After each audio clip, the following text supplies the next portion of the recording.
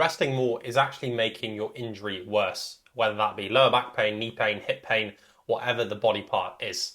In this video, I'm going to explain why that's the case and what you can do instead that is actually going to reduce your pain and get you back to doing that activity or that sport that was causing you pain in the first place. So to start with, why is resting making your injury worse? Well, let's put a scenario in your head for a minute. Let's say you get a shoulder injury from the gym. You're bench pressing and then you suddenly start to get shoulder pain. And people tell you, or physios tell you, or whoever, someone tells you that the best thing you can do is just rest it for a few weeks, do absolutely nothing, and then come back to the gym and try bench pressing again. As you start to rest, your shoulder gets weaker, it gets less mobile, and you actually start to lose confidence in it because you're not doing anything with it. And then what happens in a few weeks, you come back in and you try bench press again, you load on a bit of weight, and the shoulder's agony, it hurts.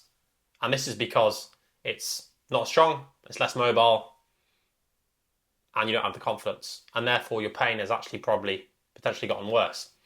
Instead of a graded approach where you get the shoulder injury, but instead of going and doing a bench press, maybe you can manage some other pressing variations with minimal to no pain, just to keep the shoulder strong, mobile, and put some confidence in you that the shoulder can take that load.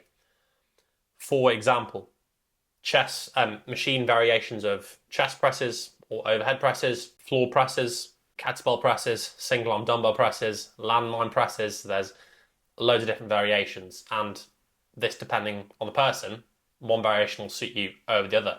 So that's an example with the shoulder, and that just shows you how resting essentially decreases all the attributes that we actually need to improve when it comes to injuries. Injuries isn't this sudden quick fix where someone gives you an adjustment or you rest for a period of time and then you're magically fixed. You actually need to work hard during rehab. And you could use the exact same example with any other injury. For example, knee pain. You start doing heavier squats in the gym, you get knee pain, and then you stop doing any leg work for 2-3 weeks, completely rest, and then you come back and you try squatting again. What's going to happen? Well, your knee is going to be painful from squatting. Whereas, again, change the mindset from complete rest to what can I manage with minimal to no pain? Training my legs. So, for example, if I can't manage a back squat or a squat, if I'm trying to train my quads, can I jump on a leg extension machine and can I do a hold in certain positions with minimal to no pain? Can I do a single leg wall sit with minimal to no pain? Can I do potentially some lunge variations, single leg work with minimal to no pain? And then of course you can train all the other muscle groups around the legs, so your glutes, hamstrings, calves, around the knee pain quite easily with machines and other options. So again, it's changing the mindset of complete rest and magically thinking the injury is going to solve itself, whereas really what the issue is initially is you probably lack mobility, strength, confidence in these areas. And a simple analogy to explain that is like filling up lots of different buckets of water. When we're trying to rehab someone effectively, we want to fill up a bucket. We want to fill up a bucket for mobility, for strength, for confidence. Filling up these 3 buckets will then take water out of that pain bucket, which obviously then long term will get you back to where you want to be. Whereas resting will take water out of mobility, water out of the strength bucket, water out of the confidence bucket, and potentially actually increase your pain and make the injury worse. And it's also going to prolong or increase the amount of time it's going to take you to fix that injury because you're just completely resting and not doing anything. Another important aspect of this is the pain or psychological aspect of injuries.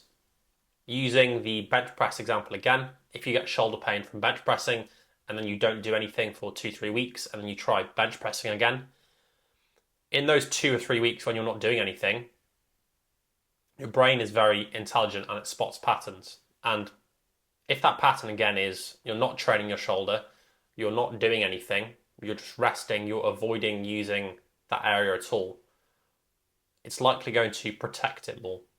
And you're probably going to protect it more as well when you're doing day-to-day activities.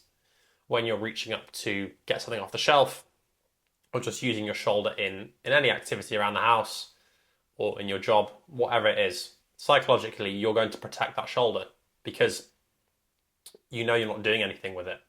So that's also a huge part of it.